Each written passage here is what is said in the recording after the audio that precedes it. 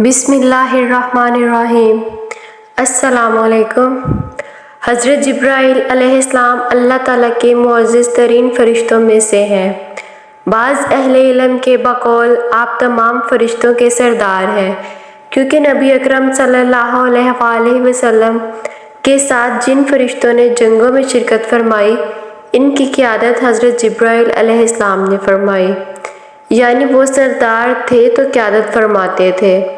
اسی طرح شب قدر کے موقع پر حضرت جبرائیل علیہ السلام کی معیت میں فرشتے زمین پر اترتے ہیں، جس سے معلوم ہوتا ہے کہ حضرت جبرائیل علیہ السلام فرشتوں کے سردار ہیں۔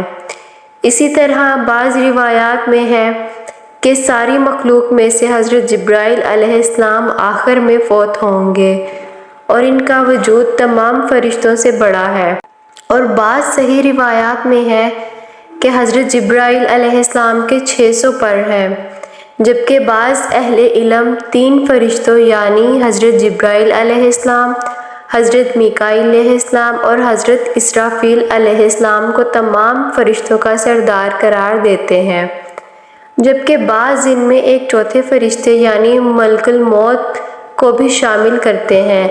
ان تینوں فرشتوں کو سردار ملائکہ قرار دینے کی تائید اس حدیث سے بھی ہوتی ہے، جس میں آپ صلی اللہ علیہ وآلہ وسلم کی یہ دعا مذکور ہے: اے اللہ، اے جبرائیل، میکائیل اور اسرافیل کے رب، آسمانوں اور زمین کو پیدا کرنے والے، مخفی اور ظاہر کو جاننے والے، جن چیزوں میں تیرے بندے اختلاف کرتے ہیں ان میں تو ہی فیصلہ کرنے والا ہے۔ تو اپنے حکم سے مجھے اختلافی باتوں میں سے اس چیز کی طرف ہدایت فرما جو حق ہے۔ یقیناً تو جسے چاہتا ہے سیدھے راستے کی ہدایت عطا کرتا ہے۔ دراصل فرشتے انسانوں اور جنوں کے مقابلے میں عظیم مخلوق ہیں، اور ان میں سے 4 فرشتے دیگر فرشتوں کی نسبت زیادہ عظمت و فضیلت کے حامل ہیں۔ پھر ان 4 فرشتوں میں سے حضرت جبرائیل علیہ السلام افضل ہیں۔ حضرت جبرائیل علیہ السلام کی تمام فرشتوں پر فضیلت اس بات سے بھی ثابت ہوتی ہے کہ اللہ تعالیٰ نے ان کا تذکرہ بڑے عمدہ انداز سے کیا ہے۔ مثلاً ایک جگہ ان کا ذکر اپنے متصل بات کرتے ہوئے ارشاد فرمایا: یقیناً اس کا کارساز اللہ ہے اور جبریل ہے، اور نیک ایماندار اور ان کے علاوہ فرشتے بھی مدد کرنے والے ہیں۔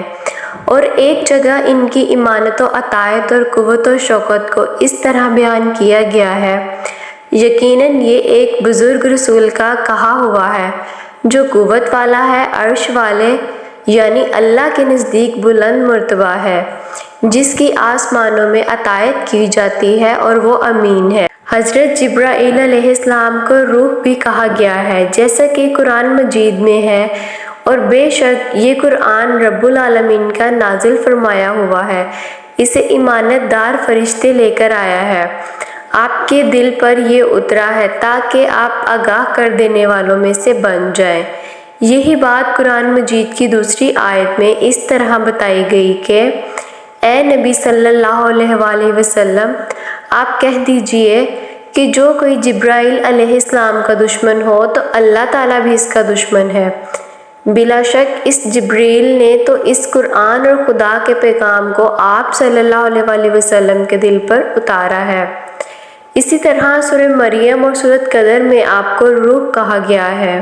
حضرت جبرائیل علیہ السلام کو بنیادی طور پر انبیاء کے پاس اللہ تعالیٰ کا پیغام وحی پہنچانے پر مامور کیا گیا، اور آپ علیہ السلام ہر نبی پر اللہ کی طرف سے پیغام لے کر آیا کرتے تھے، جیسا کہ آیت سے معلوم ہوتا ہے۔ اسی طرح بعض احادیث میں بھی صراحت کے ساتھ حضرت جبریل علیہ السلام کی یہ ذمہ داری بیان کی گئی ہے۔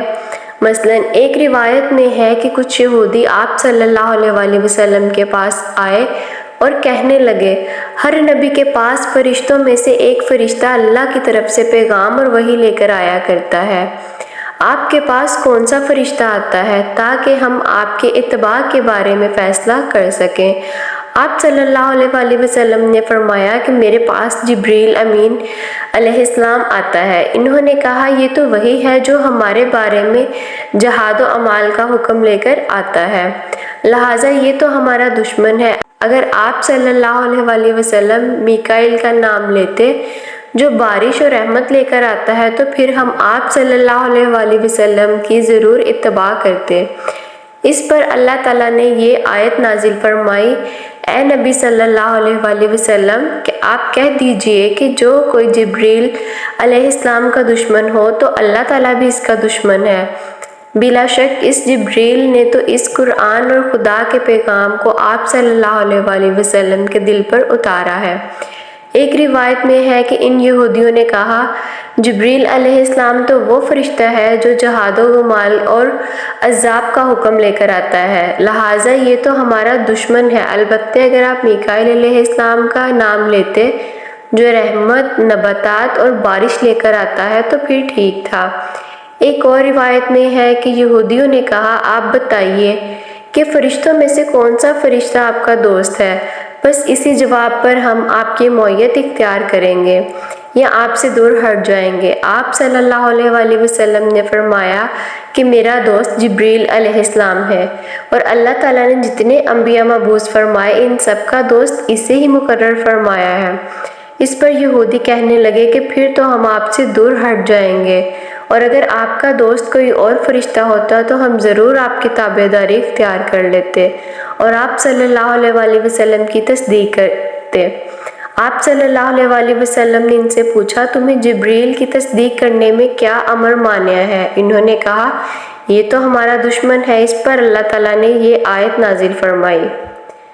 محترم ناظرین، امید کرتی ہوں آپ کو یہ معلومات اچھی لگی ہوگی۔